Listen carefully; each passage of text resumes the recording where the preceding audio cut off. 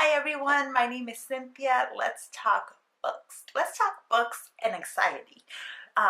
So let me start off by saying that I feel really weird talking about this on the internet, but I figured I have a small enough channel that it's not going to get a lot of attention, not likely to get a bunch of hate. So I feel more comfortable posting this than I would have otherwise. But first off, let me start by issuing a disclaimer that there will be no medical advice in this video. I will talk about anxiety as relates to my personal experience with it. If you feel like you or suffer from anxiety or might suffer from anxiety, please go see a medical professional so that you can be properly diagnosed and treated and all of that. For me, I feel like I've always dealt with some level of anxiety, but lately for me it has gotten very overwhelming. So I have sought help, and so I actually have an appointment to go talk to a professional today. And you know, for me, this video is not going to be just about anxiety or even going into depth into my anxiety, because I don't have a good handle on it. I don't have a good understanding of it yet. So I'm seeking help, and I encourage anybody that thinks they might be suffering from it or who is suffering from it to go seek help as well. What I want to talk about is managing kind of reading goals and a reading life with the management of anxiety, because for me, reading is part of like my self-care. I have been trying really hard to be healthy, both physically and mentally, and for me, reading is part of that. It's my me time. It's a chance to escape into these different worlds, into these different stories, into these different people, and it makes me really happy. I have always been a reader, and it's part of probably the reason why I ended up getting a PhD and becoming a professor. Like I was always very good at school and academia and reading, and so in the last grad school kind of made me stop reading for fun, in large part, not entirely, but in large part. But after graduate school, I picked it back up, and it's become part of who I am again.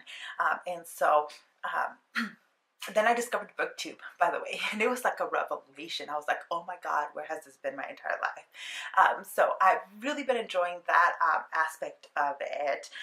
But when you are part of the BookTube community, whether you make videos or are just watching the videos and commenting, there is a little bit of a pressure to read, right? Especially when you see people who read a lot.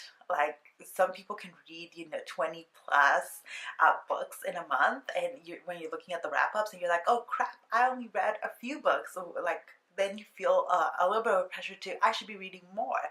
And I've definitely felt a little bit of that. At the same time, I feel like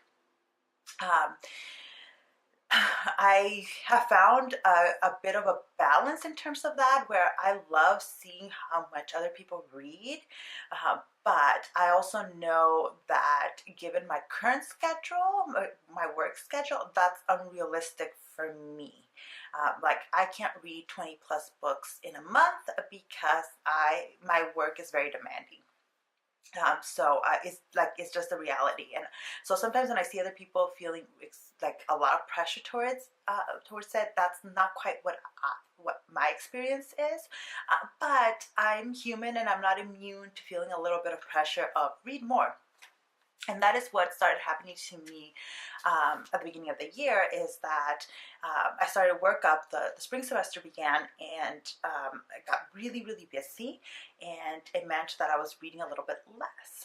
I still think I'm reading quite a bit. I was averaging somewhere around 7 books a month, and I felt like, oh, I should be reading more. I started feeling like that, and it was my anxiety impacting kind of my reading goals and my reading mind. What I had to do was take a step back and say, no, this reading for me is fun, and feeling pressure to read more, to force myself to read more when I'm can't handle it, is not good for me. So in the last month or so, what I've been doing is trying to push away all that pressure that I'm putting on myself, and just focus on, this is my self-care time. My reading is my self-care time. So it's not, I'm not going to pressure myself, and I'm going to enjoy what I'm reading. So a few things have helped me. So audiobooks. One, like I told myself that for this month, for the month of March, that if all I was doing was consuming books through audiobook, that was fine. Because and that works for me because I have a long commute. So I'm like, I also acknowledge that this is a solution, or a step that might not work for everybody. But I spend a lot of time on the road, living in the LA area. That's just what it is. And so audiobooks have been a great godsend for me because it keeps me company in the commute. It makes it a little bit more productive than it would be otherwise. And I'm really, really loving and enjoying audiobooks a lot. Like, highly recommend them. So that's what I've been doing. I'm just picking up audiobooks and picking up really great ones. Not all of them have been great, but like the one that I've been listening to this week is Trevor Noah's A Born a Crime. And I'm going to talk about it more in my wrap up, but I highly recommend it. Like, he has a great narrative style because he's the one that reads the book. And I love his voice and his accent. And I haven't watched his daily show a lot, but listening to this book really made me kind of fall in love with him. Like, I fell in love with Trevor Noah. So I just allowed myself to just say, if I don't pick up a physical book, that is okay. The reading I'm doing through audiobooks still counts, and that is something that I can do very easily, be very productive at. And then in terms of, but then I was like, okay, but I do have a little bit of time for physical books and ebooks, especially because I like to read before I go to bed. And I was like, if I do pick up a physical book or an ebook, I'm going to let it be whatever it is, like whatever I'm in the mood for. If I am not, just because a book was in my TBR does not mean I'm going to force myself to read it. I was like, no, because that will only increase my stress and my anxiety. So I just have given myself permission to mood read. And I'm a mood reader, but I think sometimes the pressure of a TBR can force you to read things you're not in the mood for. And I'm just said, screw it to the TBR. I'm going to read whatever I am feeling like it. And that has worked really, really wonderfully for me. I am gravitating more towards romance and YA, things that aren't going to be super heavy for me. Now, there are a few books that like I kind of force myself to read because I run a book club. So whatever the book club book is, then I read that. But that worked out for me this month because I really loved the book club books that we picked. So that was not a hardship there. But, that was one place where I kind of understood I could run into a little bit of a trouble. So overall, just giving myself that freedom has helped a lot in terms of my reading anxiety, right? And it has not meant that I'm reading that much less than I normally would have. Like we are towards the end of March, but I have read 5 books so far, and I think I'll be able to. I'll probably be finishing at least 1 more, probably 2 more before the end of the month, just through audiobooks. And then, so I'm like, actually, just giving myself permission to not stress out about it has not impacted like the numbers, how many books I'm reading. So it's really been eye-opening for me. Like, okay, like then all that anxiety and worry over how much I was reading, the last couple months was like for nothing. Like, it was unnecessary. It didn't I didn't need to do that to myself. Um, right, and yeah, it's just, I'm like, okay, great, because I still have a couple of really busy months with finishing the semester out, but then in the summer I know that I have a lot more freedom, a lot more time to pick up books and to do reading.